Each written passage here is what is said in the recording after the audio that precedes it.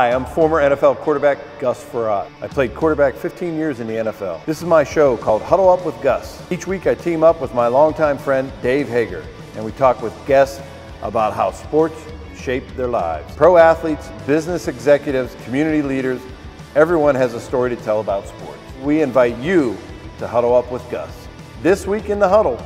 Raised in the steel town of Aliquippa, a multi-sport star in high school, he became a consensus All-American at Pitt, drafted in the first round by the Chicago Bears, a 5-time All-Pro tight end, Super Bowl champion as coach of the '85 Bears, now a popular broadcaster, successful entrepreneur and restaurateur, member of the Pro Football Hall of Fame. You know him as Iron Mike. Please welcome him to the Huddle, Mike Ditka.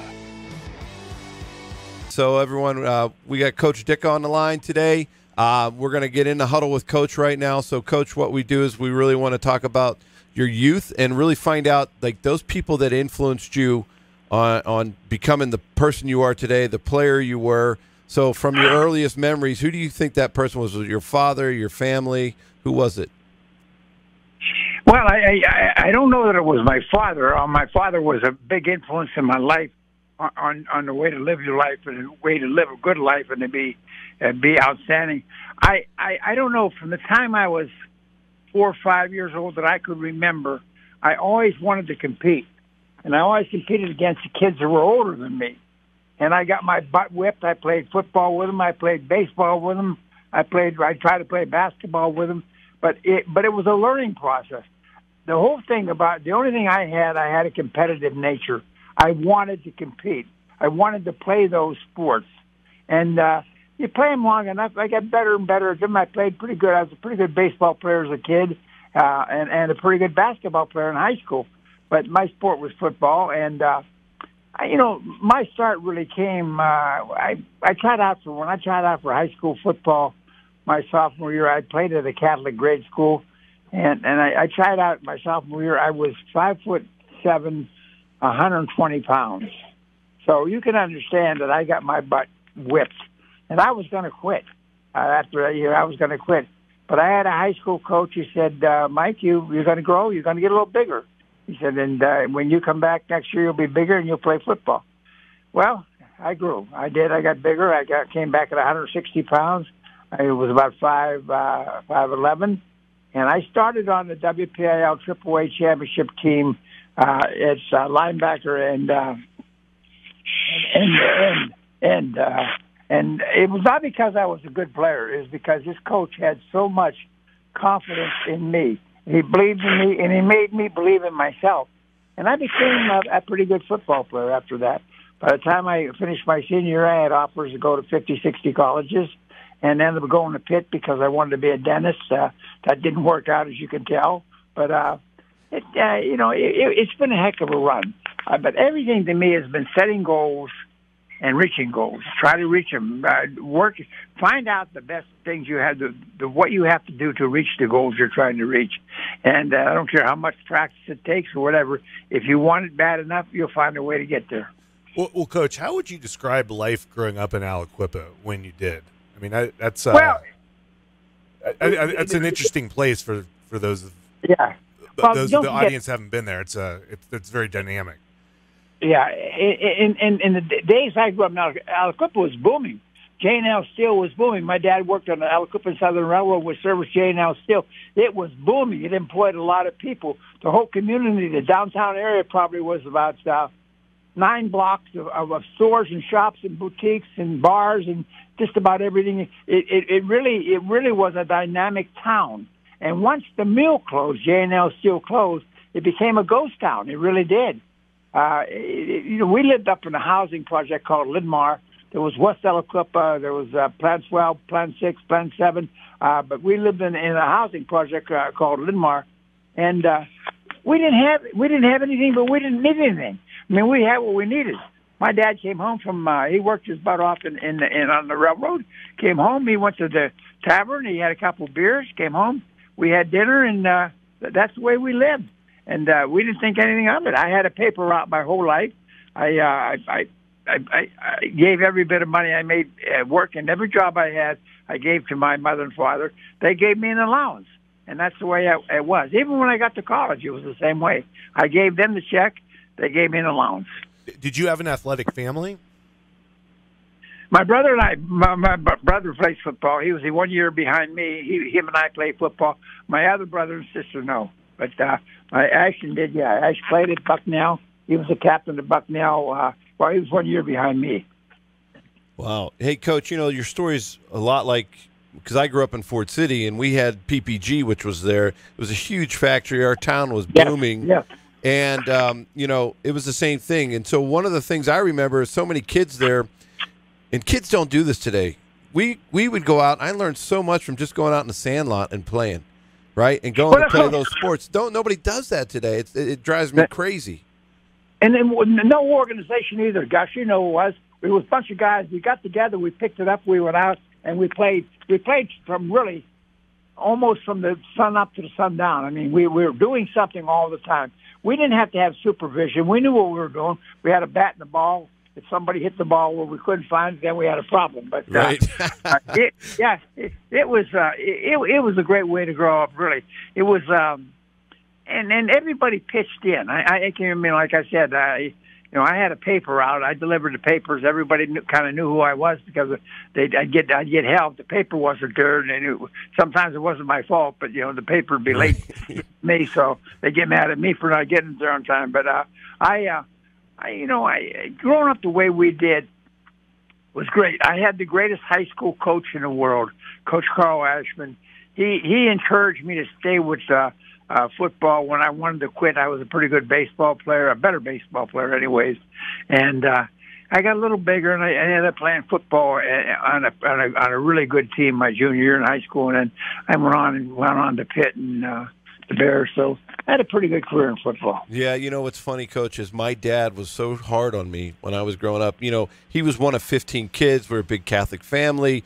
He worked in PPG, so did some of his brothers and sisters. So he had some of them work at Allegheny Ludlam. And, the thing about it was no matter what I did that was good, he could care less. He was like, man, I can't believe you didn't catch that ball that came at you today, or you threw an interception or whatever. He was always the hardest on me, and I always swore that I was never going to be like that. And one day I found myself being just like that with my kids. But he said, and I always asked him, said, Dad, why are you like that? He said, that was how it was. My dad was like that with me, and it was just tough, and they had to make you tough. And that I think that's why so many great players came out of Western Pennsylvania. I agree with you, Gus. I agree with you 100%. But you wouldn't have it any other way. That's the way it was. My dad was the same way with me. If I struck out playing baseball and threw the bat or something, boy, I got my butt whipped. I just got that's just the way it was. Oh, it was, and we had the fire whistle at 9 o'clock. If you weren't home by the time the fire whistle went off, there was hell to pay. Well, I had to be in earlier than that. When there was no light, I had to be in the house. Oh, really? Yeah. Oh, yeah. And if Dad came home and Mom said anything to him, then you were in trouble. Well, my mom didn't want to say anything, but sometimes she had to. But my dad, everybody they worked in the mill. They came home, they had dinner, they took a shower, cleaned up, they went down to the tavern. Yep. And they were down at the tavern for how many hours? I don't know, an hour, 2 hours. Then they come home, and by then I was either in bed or I had to be in the house. That was for sure. Yeah, Coach, so you've seen so many changes in your life from when you were a child to what's going on now, and those transitions, and that's really what the show is about, like how we all transition. We have tough times, and you just got to battle. And your story's great because you've just battled, you've worked hard, and you got to where you are because of that influence that you had from when you were a child. Well, life's all about figuring out where you're at, where you want to go, and how you're going to get there. That's basically what life is about. Where are you, and where do you want to be? And what are you going to do about it? You're going to sit there and wish, hope? It's not going to work that way. It just doesn't work that way. So you have to do something about it. You have to implement methods, and you have to have goals in your life, but you have to have methods that are attainable that you can do to reach those goals. And if you don't, well, you're just dreaming. I never ask. I never ask anybody for anything. Like I said, I had a great high school coach. I had people who encouraged me in all sports, baseball, football, basketball. But I never had, and I worked for what I wanted. And that's the one thing that I got from my dad.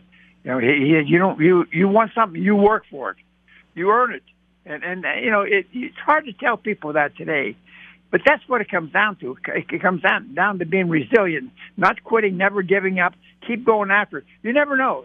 The other guy's going to give up sooner or later. Coach, we want to talk a little bit about your career at Pitt, and you know, you gave us a little explanation of why you went to Pitt, but what was your first real memory of going? Like, that's not far from home, but it is far back in that time, right? Because I can remember my dad never wanted to leave Ford City. Yeah, it was. No, of course it wasn't far from home. It was only 25 miles from Aliquippa, but I spent my time on the Pitt campus. I really did. I'd get home maybe one weekend a month or maybe 2 weekends a month, but no more than that. And I wasn't running back home every week. So the college thing, you got to understand, Pitt campus, and there's not much of a campus because it's a city campus, but it worked out well for me. I was there, and we recruited some really, really good football players from Western Pennsylvania and Ohio. And we had a lot of good players. We didn't have my senior year. Our record was 4-3-3. Now that's not very good, but you know we tied Syracuse. I think they were the #1 team in the country that year, and we tied Notre Dame, I think. But anyways, we were a team that was close, but we weren't quite there. And we didn't throw the football a lot. We ran the football a lot. When you got to Pitt, Coach, was there a particular player or member of the coaching staff that you really bonded with that kind of helped your move up from Aliquippa? The guy that got me to go was Nick Pasadalis, really. He was from Aliquippa. He had gone to Pitt. He was a running back. And he kind of recruited me for Pitt more than anybody. And Jack Wiley was the line coach at Pitt under Coach Michael Olson, and he recruited me. He was the guy that recruited me. Ernie Hepperly. All great guys. I mean, I can remember them all, and they had a big impact on my career, my life, and my development as a football player. So, Coach, you mentioned, did you work when you were in college? Oh, yeah, we all had jobs. I mean, we did something. Yeah, when I was in college, I worked, actually, 1 year I worked for the university. I did, you know, in the summer where they did all that cleaning up and, well, whatever, on a maintenance man on campus. Not that I could fix anything, but I could clean things up. You never had that Brian Bosworth job where you just got to sit on top of a Corvette and watch the oil pumps go up and down, huh? Not quite. I'm glad I didn't. Yeah, because I used to hear that story all the time when I went to the University of Tulsa there, and they used to talk about, you know, he was older than me, and they always talked about how he had the cush job at Oklahoma, and he got paid because Barry Switzer took care of his athletes. Well, I think a lot of schools did back then. We were, I was not one of those schools. Pitt wasn't one of those schools, so I'm very lucky it worked out the way it did.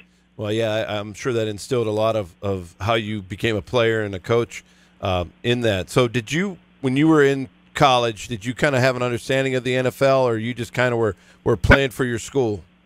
I was playing for Pitt. I had no clue at all. And somebody, you know, it was no big deal. Don't forget now, this is back in 1960. It was not that big a deal. And, you know, the draft, somebody came to me and said, the Bears are going to draft you. And I said, well, I figured I'd play linebacker when I got to the pros, and they drafted me. I went and met Mr. Hallis. He said, you're going to play tight end. And I said, what the hell's a tight end? And then, really, we had a coach there named Luke Johnsos who created that position for me, and they threw the ball to me a lot. I had a quarterback named Bill Wade who loved to throw the football to me, so it ended up being good for me. I mean, myself and John Mackey came in the next year right after me. He was at Syracuse when I was at Pitt, and that was really the start of it, John Mackey and myself. You know, Rocky told us about how when he got drafted, he found out by somebody's telling him, hey, look, I think they're drafting you on TV. Somebody told him that. Like, he didn't even know what was going on. So that's amazing that you guys even had no clue compared to what the draft is today. I mean, it's a big production. It's crazy. Oh, it is, yeah. I got a phone call. You know, said the Bears drafted you. Listen, my first contract was $12,000 with a $6,000. And I was the sixth player picked in the draft, the sixth player picked in the first round. $12,000 with a $6,000 signing bonus. and I made All Pro, Gus. And then the next year, he didn't. He wanted to pay me. I paid 12. He wanted to pay me 14. I said, Coach, that's taking a cut. I said, 12 and 6 last year. I said, that was 18. I said, I wouldn't sign for a penny less than 18. As soon as I said it, he opened the drawer. He had a contract for $18,000. He wasn't going to give me a raise. Right. But he was going to pay me 18. And I signed it, and hey, it didn't matter. When you want to play the game, you want to play the game. It's not about the money. And these kids are so fortunate to be involved in this type of an economy where they pay the athletes what they pay them. It's insane, especially like what Mike Trout got out in California. I saw it. Yeah, that's crazy. So, Coach, at this point, I like Mike Trout. If anybody can get it, I'm glad he got it. I mean, but there's always a way to make things work if you want to make them work. And and I'm glad it was the way it was because it was hard, and I had to do it. I had to work. I had to have the discipline to get up, make myself get up, and go do what I had to do. That was always important, and I never had a problem doing that. Yeah, do you think that's kind of just everybody's different, and or do you think that's something instilled by your parents? I didn't think I was entitled to anything. Now, that's the thing. You get what you earn in life. And I think a lot of people now think they're entitled to something. Right. Well, for whatever reason. I don't know. Whatever the reason is, they do. I don't agree with that. I think you're entitled to what you work for and what you earn. Yeah, time and effort. There's no doubt about that. Right. So you played in one of the greatest divisions ever. I loved playing. I played for the Lions and the Vikings. What was what was the team that you always wanted to play against that you really said this is going to be a great game? Well, it was we were told from day one it was the Packers. You got to beat the Packers, and that's the first thing they told me. No matter what happens, we got to beat the Packers. Well, what the hell? I didn't know who the Packers were. I knew who the Steelers were. Right. But the Packers, the Eagles, the Steelers, I knew that. So, I found out who the Packers were, and Coach Lombardi was, and how good they were. Bart Starr, and Horning, and Taylor, and all those guys. The great defense they had, McGee. So we had a lot of great games with them. Finally, in 1963, we broke through. We beat them up. We went up there, opened with them up there, and we beat them in a very close game. And we went on and won the NFL championship that year in 1963. Was that one of your fondest memories as a player? Well, now, you don't remember the losses, Gus. You don't want to remember the losses. You remember the wins. So, yes, that was one of them. Hey, now, you've always been thought of as one of the toughest players to ever play the game. Was there a defender that you were at all intimidated by? Well, I don't call it intimidated, but he tried to kill me, and that was Ray Nitschke. Well, that'd be intimidating. Yeah, that would be intimidating. Yeah, he was trying to kill me the whole time, and I was trying to save my own life. But no, Ray was a great player, and he just it was his job, to knock the hell out of me when I was on the field, and he did that, and I knocked the hell out of him when I got a chance to. So we had a pretty good run going there for a while. Right. So, Coach, now you've played in the NFL.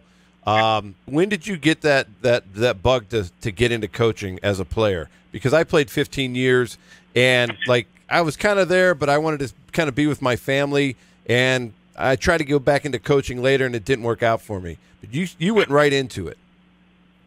Well, it wasn't something that was by design. I mean, I wasn't like something I'm going to be a football coach. I'll tell you what happened exactly. I played for one of the greatest men that I've ever met in my life, Tom Landry, and had 4 great years as a player in Dallas. He salvaged my career when I wasn't. I was on my way out. I had been 2 years of hell in Philadelphia, and he brought me to Dallas. He salvaged my career. I played 4 years there, won a Super Bowl with him, and when I got into the restaurant business down there, and I thought I was doing okay. And then he asked one day. He called me in, and I was retiring, and he says, "Listen, what are you going to do?" I said, "Well, I guess I'm just going to spend time at the restaurants." He said, "Well, you ever thought about coaching?" I said, "No, I hadn't." He said, "Why don't you think about it, and I'd like to hire you to coach the tight ends and the special teams." Yeah, well, that's where it started. That's it. I never looked back, and I learned a lot from him, and it was great. Dave, you got a question for Coach? Especially in the mid '80s, it had to be a challenge to coach those guys with all those personalities.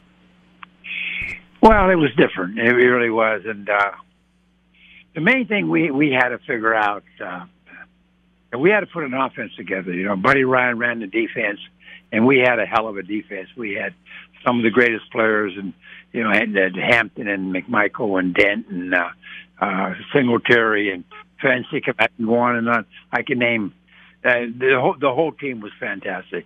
Les Frazier.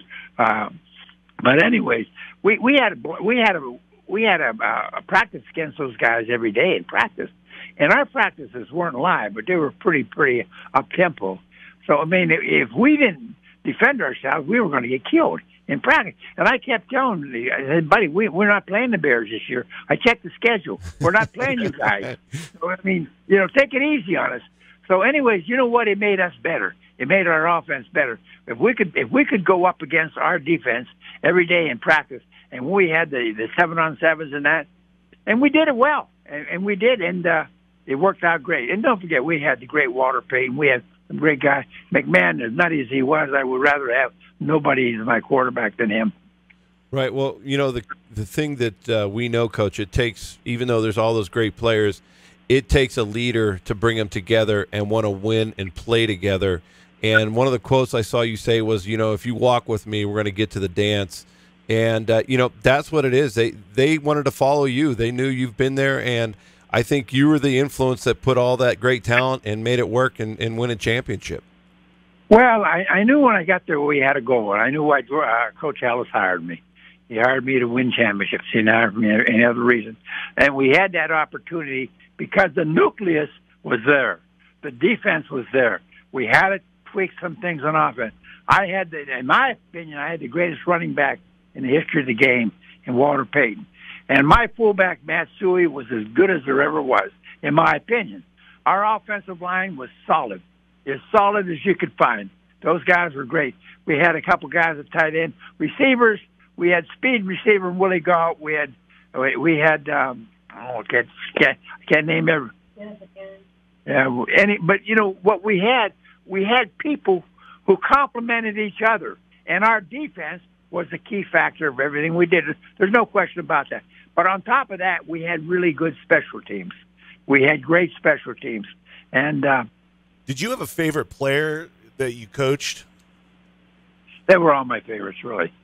I mean, if you were to talk about one guy, I don't know. I looked at different guys. I mean, I loved the way McMichael played because he played hard. He didn't have the talent Hampton played. You know, we got Fridge, and everybody. There's a lot of criticism. Fridge was a good football player for us. Played great. He was a great college football player. He let himself go. That's why he became what he became. But when he came out, when he was weighing in about 260 pounds, that guy was unbelievable. And, you know, quick as a cat, but, you know, you can't, you know, it takes discipline in life to take care of yourself if you're going to play the game of football or any sport. Well, I think a lot of people saw him almost as on the outside saw him as almost like a sideshow, but he really was a very good player. Well, he was, you know, it wasn't by accident that we put him in the backfield and ran him. Because I watched him run this, you know, we really had to run these things, Buddy had him. And they'd run these like 10-yard sprints, and I watched Fridge. His start was unbelievable. He couldn't run, you know, he couldn't run 40 yards effectively, but he wasn't that bad. But he could go 5 yards pretty damn fast. And I watched that, and I said, "Hey, I'm going to put this guy in front of Walter," and I did, and he smashed him. I mean, it was crazy. He just blew a hole in there. Walter walked in. So I'm a genius coach. So I said, well, if he can block, he can run. So I gave him the ball. He ran it. He ran right over people. He ran it, and they scored a touchdown. I said, well, if he can run it, he can block it. He said he can catch it, and we threw him the ball for a touchdown. I said, well, if he can do all that, he can pass the ball. Well, he couldn't pass the ball. I thought 2 out of 3. Yeah, well, Coach. So you've had a lot of highs and lows in playing, in coaching, and it's very difficult sometimes. How were you able to manage all of that as a player and as a coach, all those different highs and lows you get in the game of football? Well, I guess sometimes I didn't do it very well, but sometimes I did. I mean, it's hard.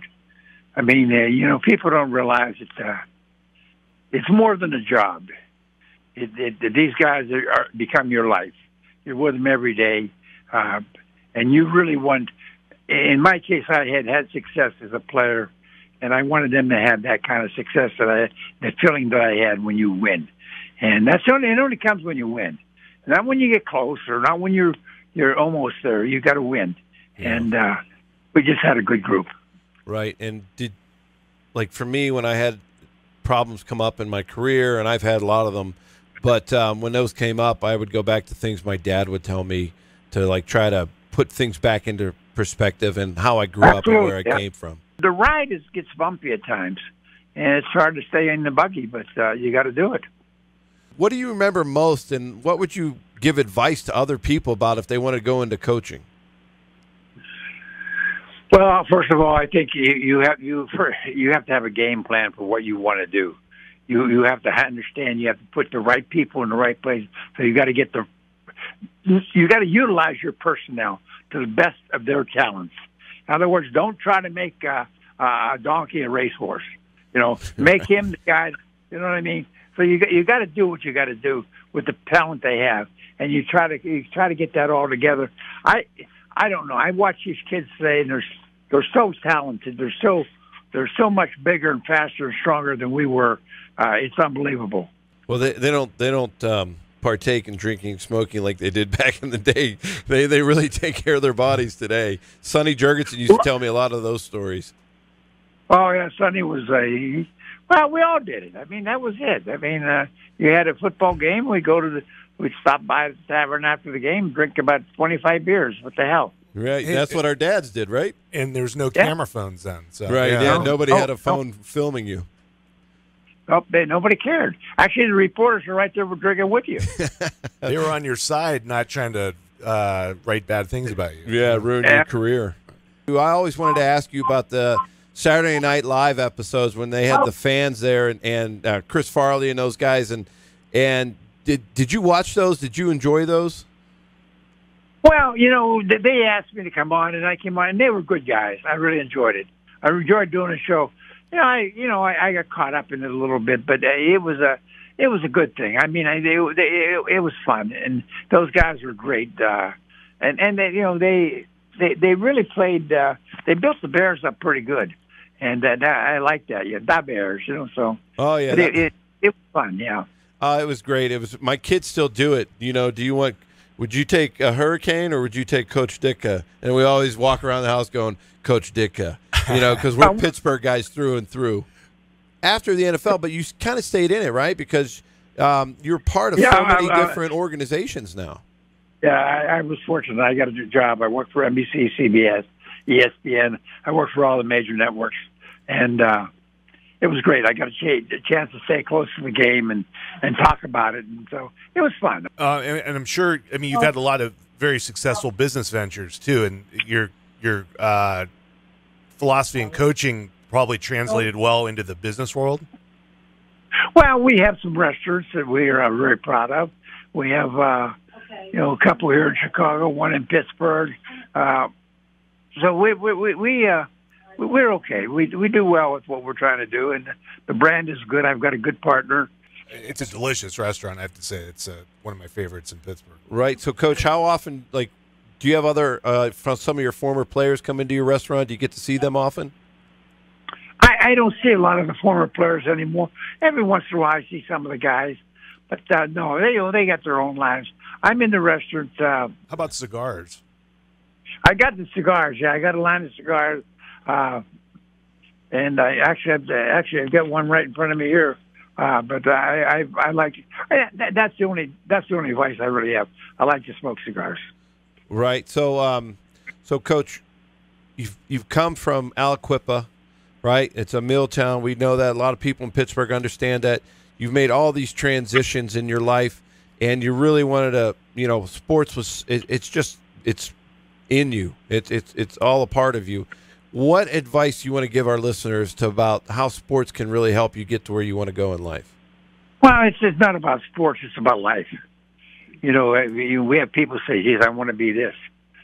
Well, what are you going to do about becoming this? How are you going to attain what you want to become?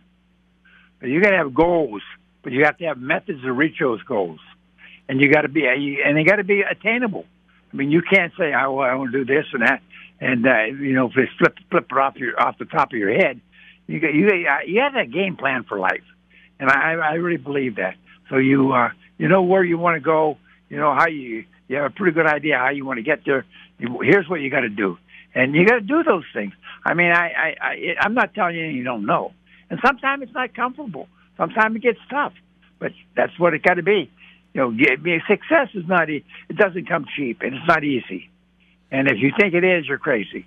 Right, and that's what's going on. Like if you see Pittsburgh and the transformation that we've made in the last 40 years from mill towns to technology and people understanding that, look, just because times get tough, it doesn't mean that it's the end. You got to keep fighting. You got to keep pushing. And when you have those goals, you got to give you something new to reach for. And that's what this show's about, not talking about the current part of sports that we hear every day and we get sick of listening to. It's about trying to give people information that can change their lives. Yes, they used to tell us all the time. When times get tough, the tough get going. And that's just the way it is. I mean, you're right. And Pittsburgh people, and I said this all over, and I don't know if it's true as much today, but because of the mills and the industrial makeup of the city over the years, I thought the people were just the greatest. I really did. And I think now they've transformed so much into different technologies and that, but when it was a steel mill town, it was not a bad town, believe me. It was a little bit dirty because of the soot. But a little bit. It's cleaned up nice. It has. Unbelievable. Pittsburgh's unbelievable. Well, Coach, there's still a lot of hardworking people in Pittsburgh. My nephew's a coal miner, and I know what that's all about. So, those guys you got to have a lot of grit to do that stuff. We're going to fire some quick questions in our last segment here called No Huddle. Coach, this is a lot of fun. Just fire out the answers, and we edit this and have a lot of fun with it. It's our 2-minute drill, for lack of a better term. So go ahead, Dave, fire the question. Hey, Coach, what's your biggest pet peeve? My biggest pet peeve is people who bitch.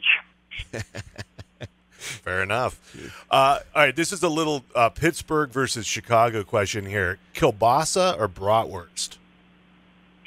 Well, I like them both, but I'll say kielbasa. Oh, yeah. What's the little sauerkraut, Coach? Oh, yeah. That's what I was raised on. Oh, me too. Hey, I'm Polish and Belgium and Ukraine. Oh my gosh, we ate all that. Yeah. You got to have the pierogies and the glumpkies too and all that. I had all that. Haluski, all that stuff. Yeah. Yep. Hey, how about this? Were you a better college player or pro player? Well, I would put it this way. My senior year in college, I caught 12 passes. My rookie year in pro football, I caught 58. Yeah, but you figure it out. Well, unanimous All-American, I think, too. I mean, you might not have that came from defense, really. I played and I thought I was going to be a linebacker in pro ball, not a tight end. I really, anybody else who would have drafted me, I would have been a linebacker. Period, and that's fact. Now, when you come back to Pittsburgh, besides going to Ditka's and Robinson, what's your favorite place to go? I don't go anywhere. That's the only place I do go. So. That's a good place to go, Dave. Delicious. Coach, so my question for you was, what is your favorite cigar? What type? I think there's Maduros, there's all kinds. So what is your favorite one? There is no bad cigar. And I got it right now. I got my own line that's called it's called the Ditka Signature line, made by Camacho. They're not bad. They're pretty good cigars. And then right here, I have one right in front of me now. I have a Davidoff right in front of me, and I like them. Where are your cigars made? Yeah, these are. I think they're Honduran. Yeah, they are. They're Honduras. Yeah. Now, Coach, last question. With all your years in TV commentating, do you have a most favorite TV colleague? I really enjoyed working with Chris Berman. I thought he was I thought he made people around him better, and I thought he was a real pro at it. And I really enjoyed working with Chris all the years that I had the fortune of working with him at ESPN. But I worked for a lot of great guys. I worked with Jim Nance too. Jim was fantastic. You know, when I was at, we were at CBS together. But everybody, those guys are good. But I mean, it would be hard to beat Boomer. Boomer was pretty darn good. Yeah, Boomer's great. I've met him several times, and he seems like he brought up the audience, the life in the room, and everything, and asked those great questions, and really made everybody around him better. So, Coach, we really appreciate you coming on with us. Thanks for spending 40 or so minutes with us and giving us a little background. Our fans are going to love it, and we'll share it on social media. And if you can help us out, we'd really appreciate it. And hopefully someday we can see you, Robinson, at Ditka's. All right. Thanks, guys. All Take care, God. Thank you. Right. Bye-bye. Bye.